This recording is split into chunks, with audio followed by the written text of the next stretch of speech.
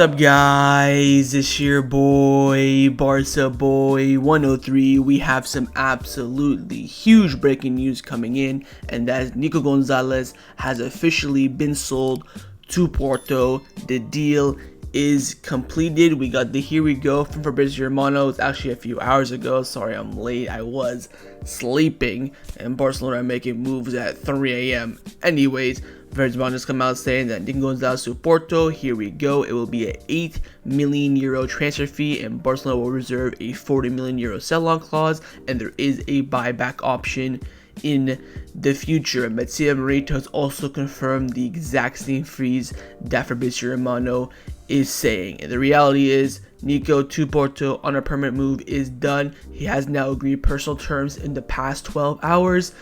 You know what? It's a good move for him. It's also a good move for our parties, like I've been saying on the channel recently. Him going back on loan again didn't make sense. The club needed desperate cash, and him going back on loan would have been an unstable environment. He keeps on moving here and there. It wouldn't have benefited Barcelona, the player, or anyone else. Now, in terms of his transfer fee, there are reports coming in from the Catalonia media, from Barcelona, from Mundo Deportivo, saying that Nico Gonzalez will join Porto for €11 million, and Barcelona's buyback option will be €15 million, and he undergoes medical tests in Portugal today and sign a 4-year deal. So what is clear is that there is going to be a buyback option. The fee quite unknown. There is going to be a sell-on clause, 40%. Everyone's agreeing on that. Transfer fee is in the region of €8 to €11 million. There's no agreement from anywhere on the transfer fee. We'll say around 8 to 11. Buyback option is there. We don't know the exact amount, and a €40 million sell-on clause.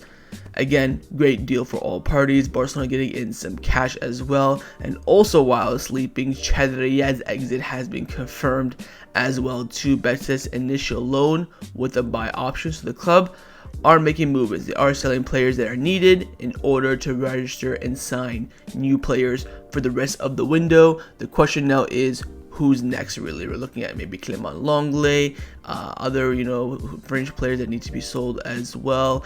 But I think for Nico, he has the potential and he has the ability to play for Barcelona, but the reality is his opportunity never came about. This is, happens a lot in Barcelona when you see someone who's very, very good, but just can't break into the team because there's either an overload in that position or there's just too many good players in that position. Ricky Puig was a great player but couldn't break into the first team. We've seen that before.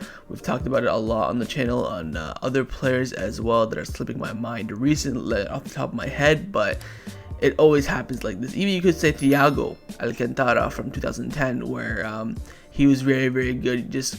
We had like Fabregas, Iniesta, Xavi, Busquets, Seydou Keita, so it's very difficult for him to break in, and that's why when the Bayern Munich offer came in, he dipped. But this happens sometimes, and I wish Nico all the best, and I can certainly see Nico being in Barcelona's midfield in a few years to come. He goes to Porto for a few years in Portugal. He's in the Champions League. He goes out there, grows.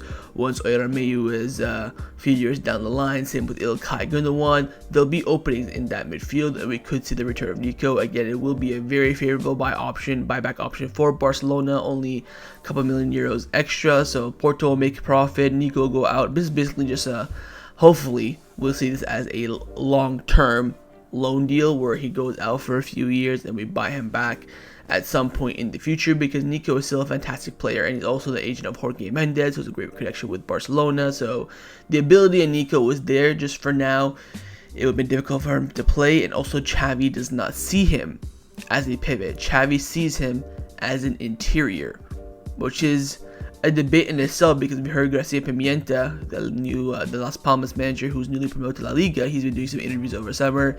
He's been saying that Nico's a pure pivot, where Xavi completely disagrees, and that's Xavi's outlook. So if Nico goes out and shines and we can't bring him back, or whatever the case may be, then it will be Xavi who is wrong, because in the end this has been Xavi's decision, not maybe to sell Nico per se, but to not give him a chance. He wasn't even called up he wasn't even in the squad list for the US tour. He wasn't even given a sniffet, not even a look, and that's down to Xavi. So we'll see what happens with Nico's future in regards to if he explodes in Porto, or whether or not Xavi made the right decision or not. but again, he will be set to move on a permanent transfer away from Barcelona, and it will be some much needed cash coming in. We thought Xavi was going to be the first sale of Barcelona, but that's a loan deal. It looks like Nico will be the first one who's actually bringing in some cash to Barcelona, which is needed. Again, deals not too high wages, so this will really affect or help us with FFP too much, but it's that transfer fee coming in that will be the big boost. Of course, in the comments down below, let me know what you think on the sale of Nico Gonzalez. Think it was the right move? You think Xavi was wrong in terms of not giving him a chance? What are your thoughts on the price, the buyback option, and would you have sold Nico again? Would you have sold Nico? Would you have sent him out on loan again? What would your thought process been in terms of his future?